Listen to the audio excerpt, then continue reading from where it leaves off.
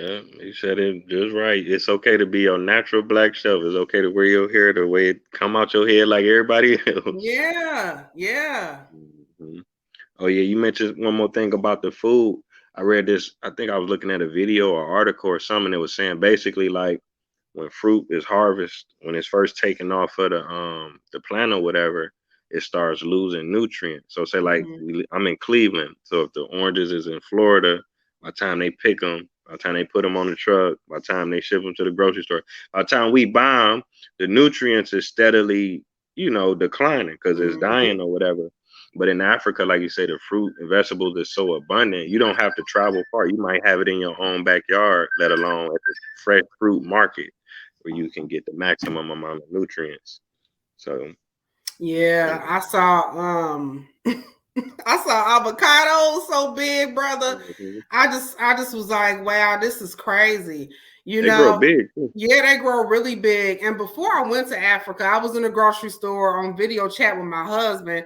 And I Mhm. just wanted him to see the grocery store. And I was like, look, I said, this is our avocados. And he was like, what? That avocado looks sick, you know? And I mean, compared to African avocados, they do look sick, you know? Like he Mhm. never knew that an avocado would look black like that. Like he just was like, why does it look like that? And Mhm. I was just like, hey, this is our avocados, this is what we get. So yeah, it's just crazy. Like Africa is a whole nother world. It is. Yeah, It's a whole definitely. nother world. And I mean, you've seen it all, Mhm. brother. I mean, you've been to Egypt, Madagascar, Ghana, Senegal. I mean, you've been to a lot of different places. So what about you?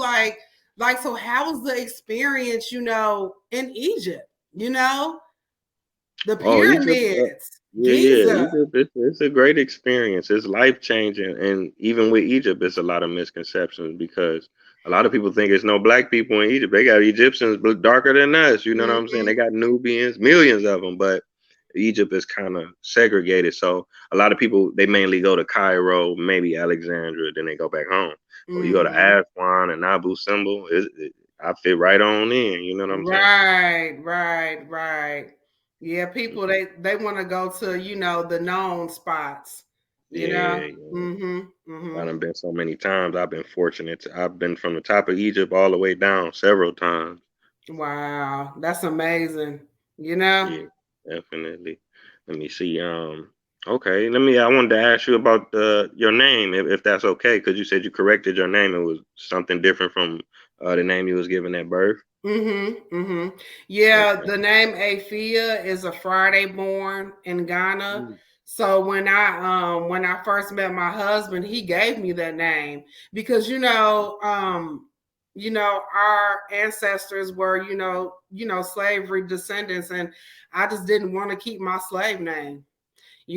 Actually, I'm named after my grandmother. My first name is Melody, and my middle name is Shanique. You know, and my grandma. I think she feels some type of way that I don't really go by Melody anymore, but I just feel more comfortable with Afia. I feel like that is more my speed now. You know, this is who I am now. I'm not Melody or Shanique. I am Afia. And that comes with my personality and everything that I've learned and everything that I bring to the table as far as my platform and my network. So changing my slave name was really big for me, and also my last name. Because my name is Afia Koomson, and that is not an American name. So just recreating my whole self with the name thing, that was really big for me. And in the future, I plan on changing, my first name to Afia. It's coming. So yeah, that's the background and history on that one, brother. Right, right. It's a lot of power Yeah. in the name. I talked to Brother Kaba Kamene, and he said I told him I changed my name. He said, "No, brother, you corrected your name." So Mm-hmm. that's the Mm-hmm. word I Mm-hmm. use now. But I actually went to court, so my name is Taye Uhuru. Because some people will try to be like, Wow. "What's your real name?" No, that's my real name. Mm-hmm. So how much did it cost for you to change it? Um, Did it cost anything? I don't think it cost anything directly, but it cost them fees to change to get paperwork and different things like that. You know, it don't cost you nothing Okay. to change it, but Okay. like say Okay. like because I legally changed it, but I'm still in the process of like I gotta get a new ID, I gotta get new credit cards. That stuff can cost money, you know. Mm-hmm. Mm-hmm. That's amazing. Yeah, brother. I plan on Mhm. changing mines legally. I just haven't gotten around to do it yet, but I will. Yeah, yeah, it'll happen for sure. You Mm-hmm. took the biggest step, so the rest is Yeah. gonna Yeah. fall in Yeah. place. Let me see. Okay, I wanted to ask you something. If you don't mind talking about it, you said your husband is African. How did you meet him? Or if you're going through Actually, my husband found me on Facebook.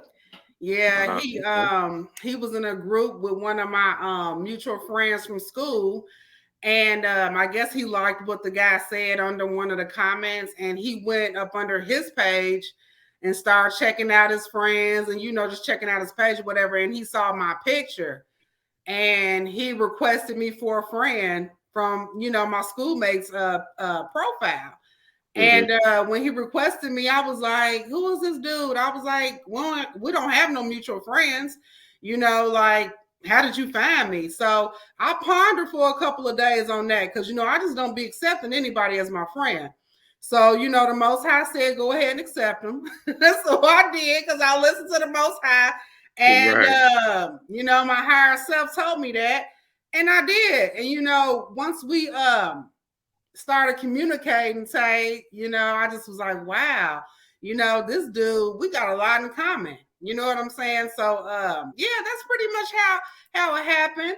And it was one of the best things I feel like I did, as far as accepting him as a friend, because it turned into more than just a friendship, but a partnership. Right, right. That's Yeah, amazing. I appreciate you yeah. sharing that.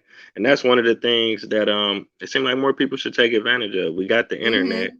Let's communicate with our brothers and sisters in Africa or Brazil or wherever they at. You know what I'm Mm-hmm. saying? We dating or whatever, just building, establishing groups and doing things like that. I And feel a like lot of a lot of sisters are afraid, of long distance relationships and dealing with African men and stuff like that. But sometimes you got to take a leap of faith. You got to step out on faith, and if it works, it works. If it don't, it don't. Sometimes there's lessons and there's blessings. So Mhm. yeah, yeah, we just gotta step out on faith sometimes. That's what I did.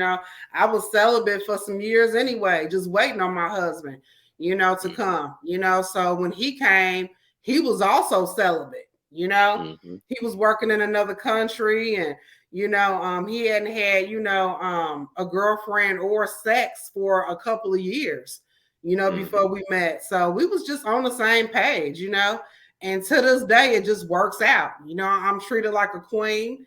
I am truly blessed,